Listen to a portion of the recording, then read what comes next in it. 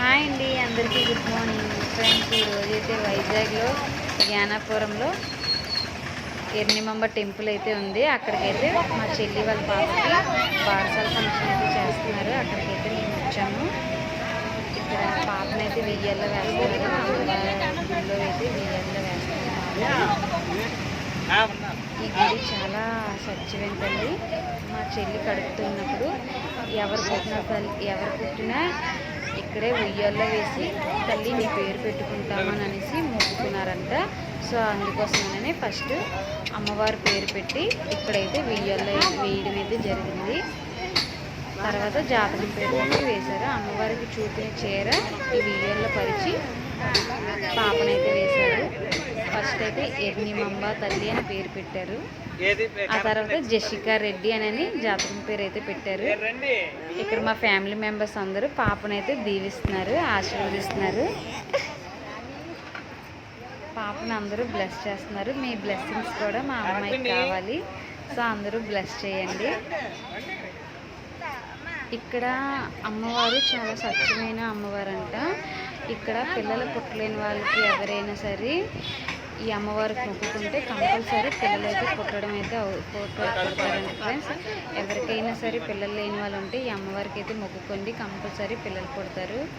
వైజాగ్లో జ్ఞానాపురంలో అయితే టెంపుల్ అయితే ఉంది ఫ్రెండ్స్. చాలా స్వచ్ఛమైన అమ్మవారు. ఇక్కడ అస్సలు ఖాళీ అయితే ఉండదు. ఆదివారం అయితే ఫుల్గా రష్గా ఉంటుందంట. సో మేము ఈరోజు సాటర్డే కాబట్టి మాకు కొంచెం ఖాళీ అయితే ఉంది, కొంచెం ఫ్రీగా అయితే ఉంది టెంపుల్. నా బుజ్జి తల్లి చూడండి ఫ్రెండ్స్, ఆయన పందంగా అయితే ఉంది కదా. సో మీరందరూ బ్లెస్ చేయండి. మీ బ్లెస్సింగ్స్ అయితే కావాలి. ఈ వీడియో మీతో షేర్ చేసుకోవాలని ఈ వీడియో అయితే తీస్తాను ఫ్రెండ్స్. ఈ వీడియో కానీ మీకు నచ్చినట్టయితే లైక్ చేయండి, షేర్ చేయండి, నా ఛానల్ని సబ్స్క్రైబ్ చేయండి.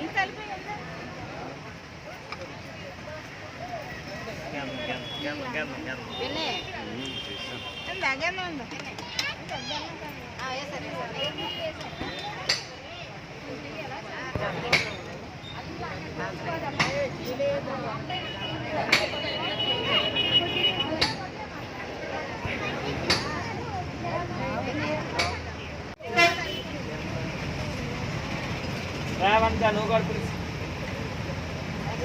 ఇద్దరు ఎవరున్నారక్క? శివరాణి 3 ఉన్నారు.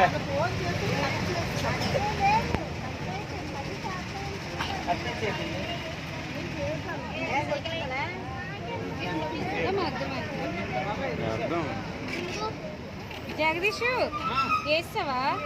ఇలా వచ్చి ఫోన్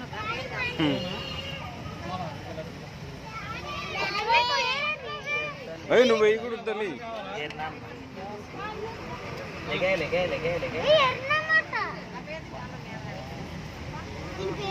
బాబు మనతో వెళ్ళారు.